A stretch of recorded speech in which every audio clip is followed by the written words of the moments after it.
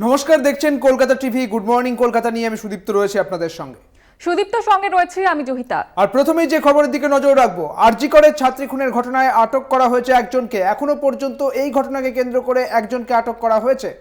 আটক সঞ্জয় নামের এক নিরাপত্তারক্ষীকে আটক করা হয়েছে। এই ঘটনায় তাকে জিজ্ঞাসাবাদ করা হবে বলেই জানা যাচ্ছে। আরজি করে ছাত্রী খুনের ঘটনায় সঞ্জয় নামে একজনকে আটক করেছে পুলিশ। সঞ্জয় নামে এক নিরাপত্তা রক্ষীকে এখনো পর্যন্ত আটক করা হয়েছে বলে জানা যাচ্ছে। আপনারা জানেন যে শুক্রবারই মেডিকেল পড়ুয়ার যে মৃত্যু এবং এই মৃত্যুকে ঘিরে একেবারে উত্তাল হয়ে ওঠে রাজ্য রাজনীতি। তারপরে এই তথ্য উঠে আসছে যেখানে এই ঘটনায় একজনকে আটক করা হয়েছে। আপনারা জানেন যে ডাক্তারি পড়ুয়ার যে মহিলা ডাক্তারি পড়ুয়ার মৃত্যু হয়েছে, অর্থাৎ মহিলা চিকিৎসকের মৃত্যু হয়েছে, সেই মৃত্যুর ঘটনায় এবার একজনকে আটক করা হয়েছে। আটক সঞ্জয় নামের এক নিরাপত্তা রক্ষী। এ রাজ্যের প্রথম সারির হাসপাতালগুলির মধ্যে অন্যতম এই আরজি কর মেডিকেল কলেজ। আর এই মেডিকেল কলেজে এই ঘটনা, যেখানে একজনকে আটক করা হয়েছে এই ঘটনায়। আরও বিস্তারিত জানবো, আমাদের সঙ্গে রয়েছেন আমাদের প্রতিনিধি রিয়া মাঝি। রিয়া, এখনো পর্যন্ত একজনকে আটক করা হয়েছে এই ঘটনায়, আরও বিস্তারিত জানবো তোমার থেকে। একদমই দেখো, তোমাকে জানিয়ে রাখবো যে ইতিমধ্যেই আরজিকর কাণ্ডে একজনকে গ্রেপ্তার করা হয়েছে, একজনকে আটক করা হয়েছে বলে জানা যাচ্ছে ইতিমধ্যেই। এবং সঞ্জয় নামের এক সিকিউরিটি গার্ডকে আটক করা হয়েছে। কারণ আমরা জানি যে গতকাল থেকে ম্যারাথন জিজ্ঞাসাবাদ চালিয়েছে যারা এই অন ডিউটিতে ছিলেন। 8টা থেকে যারা যেদিকে এই ঘটনাটি ঘটে, সেদিন সন্ধ্যে 8টা থেকে বা রাত 8টা থেকে যারা ছিলেন তাদের প্রত্যেকেই জিজ্ঞাসাবাদ সারছিলেন গোয়েন্দারা। এবং ম্যারাথন জিজ্ঞাসাবাদ শুধু যে ডক্টররা সেখানে ছিলেন এমনটা কিন্তু নয়, group C group D staff থেকে আরম্ভ করে সিকিউরিটি গার্ড প্রত্যেককে কিন্তু এই জিজ্ঞাসাবাদ সারছিলেন। এবং মধ্যরাতে বলা চলে প্রায় 2:30 থেকে 3টে রাতে সেই সময় কিন্তু একজনকে আটক করা হয়। সেই আটক করে তাকে লালবাজারে নিয়ে যাওয়া হয়েছে বলে এমনটাই সূত্রবার জানা যাচ্ছে। বেশ, অনেক ধন্যবাদ রিয়া তোমাকে। আমাদের সঙ্গে ছিলেন আমাদের প্রতিনিধি রিয়া মাঝি। আপনাদের জানিয়ে রাখি, আরজি কর ছাত্রীর রহস্য মৃত্যুতে এখনো পর্যন্ত আটক করা হয়েছে একজনকে। দিনভর কালকে যে ছবি আপনারা দেখেছেন, যে তুলকালাম কাণ্ড আরজি কর মেডিকেল কলেজ হাসপাতালে, এবং সেখানে পোস্ট গ্রাজুয়েটের 2য় বর্ষের ছাত্রী এবং তাকে খুনের অভিযোগ করছে। এবং এই ঘটনায় এখনো পর্যন্ত একজনকে আটক করা হয়েছে বলেই জানা যাচ্ছে।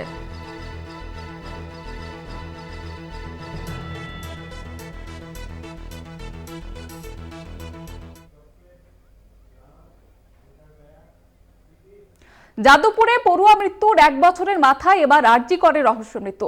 হাসপাতালে সেমিনার হলে কর্মরত অবস্থায় চিকিৎসক পড়ুয়ার দেহ উদ্ধার।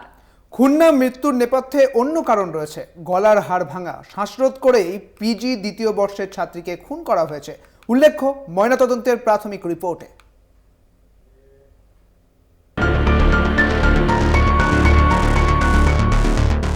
9 আগস্ট 2023।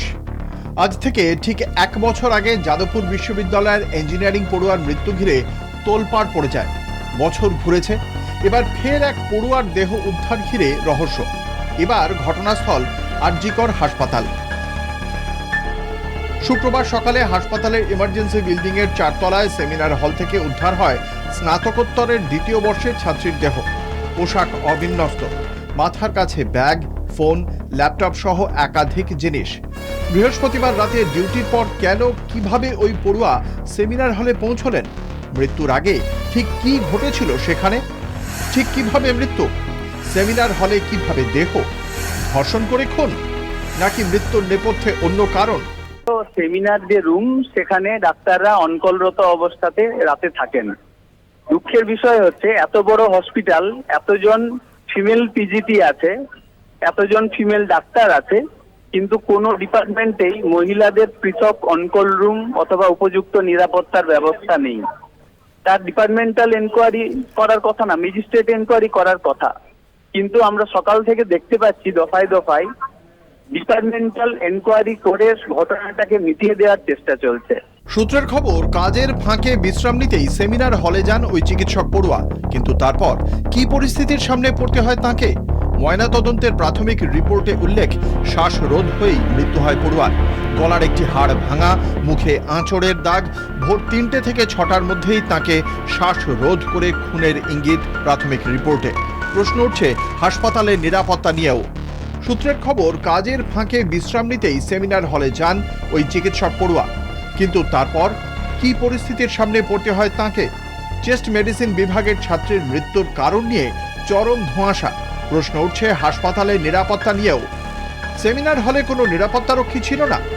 সেমিনার হল বা তার আশেপাশে সিসি ক্যামেরা ছিল না। শহরের অন্যতম ব্যস্ত হাসপাতালে কিভাবে মৃত্যু? পড়ুয়ার মৃত্যু ঘিরে একাধিক প্রশ্ন। খবর পেয়ে ঘটনাস্থলে পৌঁছন পুলিশ কমিশনার বিনীত গোয়েল। বৃহস্পতিবার রাত থেকে যারা ডিউটিতে ছিলেন তাদের সঙ্গে কথা বলেন CP.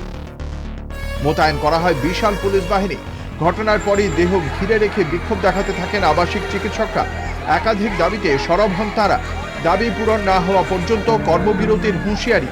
Postmortem under magistrate enquiry যে হবে সেখানে আমাদের ফিমেল পিজিটি 5 জন প্রতিনিধি থাকবে, ফ্যামিলি মেম্বার তারা অবশ্যই থাকবে, জুডিশিয়াল ম্যাজিস্ট্রেট থাকবেন in front of him, not executive magistrate, I am saying judicial magistrate, and the whole process to be videography.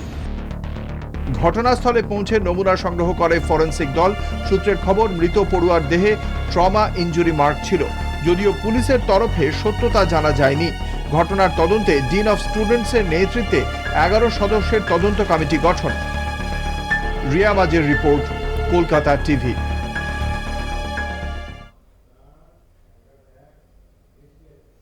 আর অন্যদিকে আরজিকর হাসপাতালে পড়ুয়া চিকিৎসকের দেহ উদ্ধার ঘিরে তুলকালাম রাজ্য রাজনীতি। শ্বাসরোধ করে খুনের উল্লেখ ময়নাতদন্তের প্রাথমিক রিপোর্টে। ঘটনাকে কেন্দ্র করে উত্তাল আরজিকর হাসপাতাল চত্বর এবং এই হাসপাতাল চত্বরের বাকি যারা ডাক্তার পড়ুয়া রয়েছেন তারা কর্মবিরতির ডাক দিয়েছেন যতদিন পর্যন্ত না এই তদন্ত সামনে আসে। একেবারে, এবং এই ঘটনাকে কেন্দ্র করে গতকাল যে ছবি দেখা গিয়েছে তুলকালাম কাণ্ড, রহস্য উন্মোচনের দাবিতে একাট্টা পড়ুয়ারা এবং খুনের কিনারার দাবিতে সোচ্চার হাসপাতালের আবাসিক চিকিৎসকরা। পড়ুয়া চিকিৎসকের মৃত্যু ঘিরে তুঙ্গে রাজনৈতিক চর্চা। মৃত তরুণীর বাবাকে ফোন খোদ মুখ্যমন্ত্রী মমতা বন্দ্যোপাধ্যায়ের। এবং অন্যদিকে তৃণমূল সরকার অপরাধ লুকানোর চেষ্টা করছে বলে তোপ দাগে বিজেপি। এর খানিকক্ষণের মধ্যে ঘটনাস্থলে পৌঁছে পড়ুয়াদের সঙ্গে বিক্ষোভে সামিল হন বিজেপির কাউন্সিলর সজল ঘোষ। খবর পেয়ে ঘটনাস্থলে পৌঁছয় বিরোধীরা। সন্ধ্যে এমার্জেন্সি গেটের সামনে চলে এবিভিপির বিক্ষোভে ফেটে পড়ে বিজেপি সিপিএম। ঘটনাস্থলে পৌঁছয় বিজেপির অগ্নিমিত্রা পাল, কৌস্তব বাগচি বিকেলেই পৌঁছে গিয়েছিলেন সেখানে। সিবিআই তদন্তের দাবি জানান শুভেন্দু অধিকারী, ছিলেন সিপিএম এর নেত্রী মীনাক্ষী মুখোপাধ্যায়ও। দেহ বের করা হলেও বিক্ষোভে ফেটে পড়েন মীনাক্ষী, সেই চিত্রই সামনে আসে।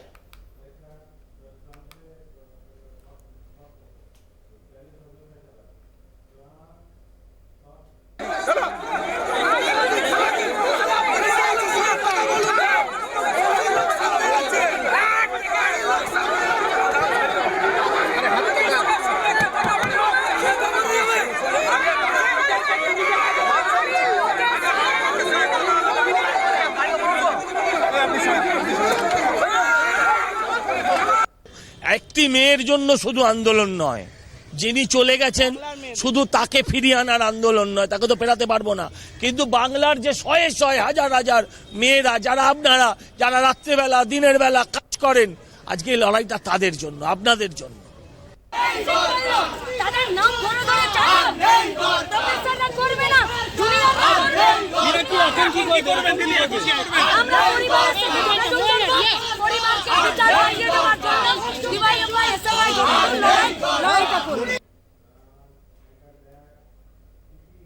আরজিকরে পড়ুয়া চিকিৎসকের মৃত্যুতে উত্তাল রাজ্য রাজনীতি। দোষীকে শাস্তির দাবিতে চড়া সুর হাসপাতালের আবাসিক পড়ুয়াদের এবং ইতিমধ্যে একজনকে আটকও করা হয়েছে।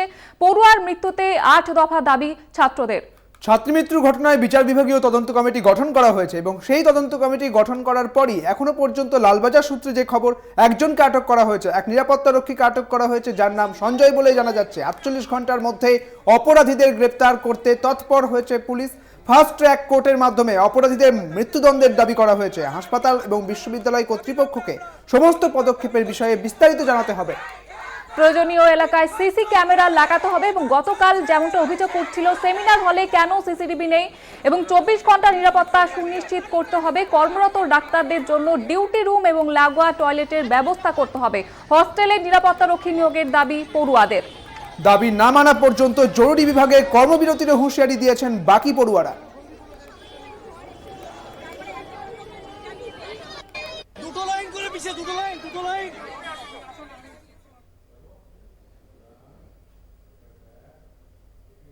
ছোট থেকেই মেধাবী ছাত্রী হিসেবে পরিচিত, বরাবরই পাড়ার মিশুকে ছিলেন তিনি। বিপদে আপদে পাশে দাঁড়াতেন সকলের। কিন্তু হাসপাতালে কর্মরত অবস্থায় সেই মেয়েরই মৃত্যু। আরজিকর হাসপাতাল থেকে অর্ধনগ্ন দেহ উদ্ধার। এই মৃত্যু মেনে নিতে পারছে না কেউ। মেয়ের খুনের কিনারা হোক দাবি মায়ের। সেই হাসি খুশি মেয়েটার মৃত্যুতে শোকাহত প্রতিবেশীরাও।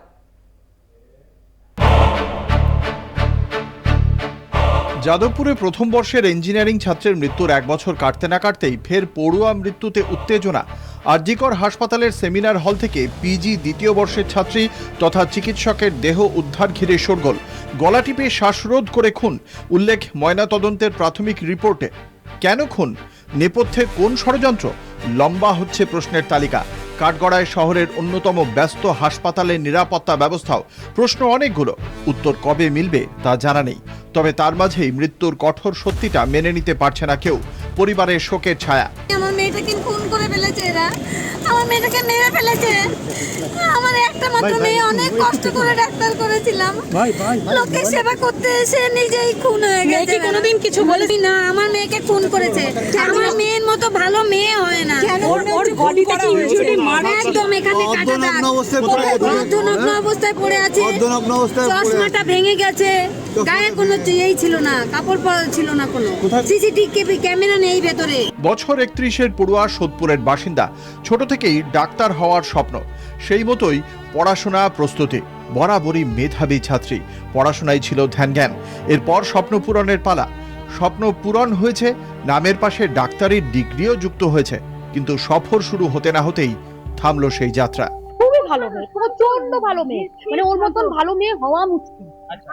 প্রচন্ড ধীর স্থির, কোনো বেশি চিৎকার নেই, চেঁচামেচি নেই। পড়াশোনা তো মানে একদম নাম্বার 1 পড়াশোনা। ও তো চন্দ্রচূড় থেকে একদম মানে ভালো পাস করে বেরিয়েছিল। কষ্ট তো অবশ্যই লাগছে, এত ছোট থেকে দেখছি জানি। ওর বাবা মা কাঁদতে কাঁদতে যাচ্ছে, বলছে আমার মেয়ে আর নেই, আমার মেয়ে সুইসাইড করেছে। এইটুকু খবর শুধু শুনেছি, আর কিছু নয়, একদমই নয়। এটা মানে মুখে বলা যায় না যে এতটা শোক। এরকম একটা ঘটনা পাড়ায় একটা মেয়ে, ভালো মেয়ে, সে নেই, এটা মানতেই খারাপ লাগে। স্থানীয় সূত্রে খবর, বাবার জামা কাপড়ের ব্যবসা, তাই ছোট থেকেই পরিবারের সেই অর্থে সমস্যা ছিল না বললেই চলে। ভদ্র পরিবার, ভালো ব্যবহার, তাই আত্মহত্যা করতেই পারে না ওই পড়ুয়া, এমনটাই দাবি প্রতিবেশীদের। তাদের মুখেও খুনের তত্ত্ব স্পষ্ট। ময়নাতদন্তের রিপোর্টেও সেই ইঙ্গিতই রয়েছে। সবকিছুর পরেও সেই হাসি খুশি মেয়েটির এই মর্মান্তিক পরিণতি মেনে নিতে পারছেন না কেউই। তাই খুনের কিনারার দাবিতে সরব হয়েছেন প্রত্যেকে।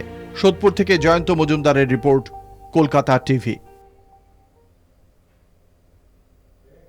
এই ঘটনার দিকে আমাদের নজর থাকবে, তবে একটা বিরতির পর ফিরছি, সঙ্গে থাকুন। ফিরে এলাম বিরতির পর। রাজ্যের প্রাক্তন মুখ্যমন্ত্রী বুদ্ধদেব ভট্টাচার্যের প্রয়াণে মন খারাপ পাহাড়ের। একদিনের উপবাসের সিদ্ধান্ত নিয়েছেন পাহাড়ে মুখ্যমন্ত্রীর বাংলোর কেয়ারটেকার। মনভার পাহাড়ের বুদ্ধদেব ভট্টাচার্যের গাড়ির চালকেরও। বুদ্ধদেব ভট্টাচার্যের মৃত্যু সংবাদ শোনার পরই ভারাক্রান্ত বাবলু শর্মা। দার্জিলিংয়ের পাহাড়ে মুখ্যমন্ত্রীর বাংলোর দেখভাল করেন বাবলু। পাহাড়ে তিনি ছিলেন বুদ্ধদেব ভট্টাচার্যের ছেলে বলেই বাবলু বাবুকে ডাকতেন প্রাক্তন মুখ্যমন্ত্রী। মা মারা যাওয়ার পর থেকে বাবলু বাবুর চাকরিও করে দিয়েছেন মুখ্যমন্ত্রী স্বয়ং। বুদ্ধদেবের মৃত্যু তার কাছে পিতৃবিয়োগেরই সমান। একদিন না খেয়ে প্রাক্তন মুখ্যমন্ত্রীকে সম্মান জানানোর সিদ্ধান্ত নিয়েছেন বাবলু আর তার পরিবার। তো উনি এখানে যখনও আসতেন আমাকে ছেলে মতনে ছেলে বলে ডাকতেন, আর সকালে পরিবারে ভালো শোনা করতেন। উনি একদম সিম্পল আর খুব ভালো লোক। এটা আমার আজকে যে ওনাকে আমরা ওনার জন্যে আমি আজকে একদিনে উপবাস করলাম, কেন কি উনি আমাকে ছেলে বলতেন, আর একটা ছেলে মতন ওনাকে আমি শ্রদ্ধা করে ওনার নামে আমি আজকে একদিন উপবাস করছি। দার্জিলিং গেলেই 8253 নাম্বারের অ্যাম্বাসেডারে চড়তেন বুদ্ধবাবু। গাড়ির সওয়ারির মতো স্বল্পভাষী ছিলেন গাড়ির চালকও। ফলে বুদ্ধদেব বাবুর সঙ্গে খুব বেশি কথা হয়নি চালক লাকপা দর্জে শেরপার। তবে চেনা মানুষের মৃত্যুতে মন খারাপ লাকপারও। उनको तो हम गवर्नमेंट ड्राइवर है, गवर्नमेंट हिसाब से लेके आना पड़ता था। उस समय तो बातचीत तो नहीं होता था, फिर भी देखने में बहुत ही सीधा साधा सिंपल टाइप का लगता था। ধুলো জমেছে দার্জিলিংয়ের প্রাক্তন মুখ্যমন্ত্রীর পছন্দের অ্যাম্বাসেডারেও। বুদ্ধবাবুর মৃত্যুর খবরের পর যেন থমথম করছে দার্জিলিং বাংলো। সমতল থেকে পাহাড় সবই একযোগে কাঁদছে এক সাচ্চা রাজনীতিবিদের প্ল্যানে। দার্জিলিং থেকে বিনয় শঙ্করের রিপোর্ট, কলকাতা টিভি। এখন সময় আরো একটি বিরতির। সঙ্গে থাকুন। ফিরে এলাম বিরতির পর, আর এই মুহূর্তে বাংলাদেশের দিকে নজর রাখবো। ওপার বাংলায় পালাবদল, অন্তর্বর্তী সরকার গঠিত হয়েছে। প্রধান উপদেষ্টা হিসেবে শপথ গ্রহণ করেছেন মোহাম্মদ ইউনূস। সেই সঙ্গে শপথ গ্রহণ করেছেন আরও 13 জন। অরাজকতা কাটলেই ব্যবস্থা, প্রথম ভাষণে সতর্ক বার্তা নোবেলজয়ী অর্থনীতিবিদের। অন্তর্বর্তী সরকার গঠনে মোদি মমতার অভিনন্দন বার্তা।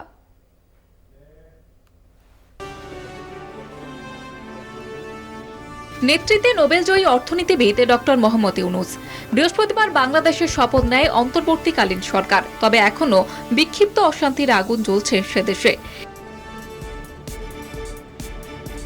ইউনূসের নেতৃত্বে নতুন সরকার কি শান্তি ফেরাতে পারবে বাংলাদেশে? সেদিকে নজর রয়েছে সকলের। বৃহস্পতিবার বঙ্গভবনে অন্তর্বর্তী সরকারের 14 জন শপথ নেন। অন্তর্বর্তীকালীন সরকারের প্রধান উপদেষ্টা ডক্টর মোহাম্মদ ইউনূস বিভিন্ন মন্ত্রকের দায়িত্ব বন্টন করেন। অন্তর্বর্তী সরকারের প্রধান উপদেষ্টা মোহাম্মদ ইউনূস, তার দায়িত্বে মন্ত্রিপরিষদ বিভাগ, প্রতিরক্ষা মন্ত্রণালয়, শিক্ষা, খাদ্য, শ্রম এবং কর্মসংস্থান সহ আরও অন্যান্য গুরুত্বপূর্ণ মন্ত্রক। তবে বেশিরভাগ মন্ত্রকের দায়িত্বই নিজের হাতে রেখেছেন মোহাম্মদ ইউনূস। সালেউদ্দিন আহমেদ অর্থ মন্ত্রণালয় এবং পরিকল্পনা, ডক্টর আসিফ নজরুল আইন, বিচার এবং সংসদ বিষয়ক মন্ত্রণালয়, আদিলুর রহমান খান শিল্প মন্ত্রণালয়, মোহাম্মদ তৌহিদ হোসেন পররাষ্ট্র মন্ত্রণালয়, brigadier general doctor M Sakhawat Hossain স্বরাষ্ট্র মন্ত্রণালয়। বৈষম্য বিরোধী ছাত্র আন্দোলনের সমন্বয়ক নাহিদ ইসলামকে দেওয়া হয়েছে ডাক, টেলিযোগাযোগ এবং তথ্য প্রযুক্তি মন্ত্রণালয়ের দায়িত্ব এবং আসিম মোহাম্মদ সজীব ভুইয়াকে দেওয়া হয়েছে যুব এবং ক্রীড়া মন্ত্রণালয়ের দায়িত্ব। হাসিনা সরকারের সঙ্গে অত্যন্ত সুসম্পর্ক ছিল মোদী সরকারের। নতুন অন্তর্বর্তী সরকারের সঙ্গে কূটনৈতিক সম্পর্ক নিয়ে ভাবনা চিন্তা শুরু করেছে নয়াদিল্লি। সরকারের প্রধান উপদেষ্টা ডক্টর মোহাম্মদ ইউনূসকে শুভেচ্ছা জানান ভারতের প্রধানমন্ত্রী নরেন্দ্র মোদী। এক্স স্যান্ডেলে তিনি লেখেন, অধ্যাপক মোহাম্মদ ইউনূস নতুন দায়িত্ব নিলেন, তাকে আমার শুভেচ্ছা। দেশে দ্রুত স্থিতাবস্থা এবং স্বাভাবিক ছন্দ ফিরিয়ে আসবে বলে আশা রাখি। হিন্দু এবং অন্যান্য সংখ্যালঘু সম্প্রদায়ের মানুষজনের নিরাপত্তা নিশ্চিত হবে। দুদেশের উন্নয়ন, বন্ধুত্ব, শান্তি বজায় রাখার স্বার্থে পূর্ব প্রতিশ্রুতি মতো একযোগে কাজে ভারত সদা প্রস্তুত। এক্স স্যান্ডেলের শুভেচ্ছা বার্তা জানিয়েছেন মুখ্যমন্ত্রী মমতা বন্দ্যোপাধ্যায়ও। সংকট কেটে শান্তি ফিরে আসবে বলে এক্স স্যান্ডেলে লেখেন মুখ্যমন্ত্রী। দেশবাসীর উদ্দেশ্যে এক বার্তায় মোহাম্মদ ইউনূস বলেছেন, কোনো প্রকার ভুলের কারণে এই বিজয় যেন হাতছাড়া না হয়ে যায়। বাংলাদেশে কোনো রকম অরাজকতা বরদাস্ত করা হবে না। অরাজকতা যিনি ছড়াতে চাইবেন তার বিরুদ্ধে কড়া ব্যবস্থা নেওয়ার সতর্কবার্তা দেন মোহাম্মদ ইউনূস। কলকাতা টিভি।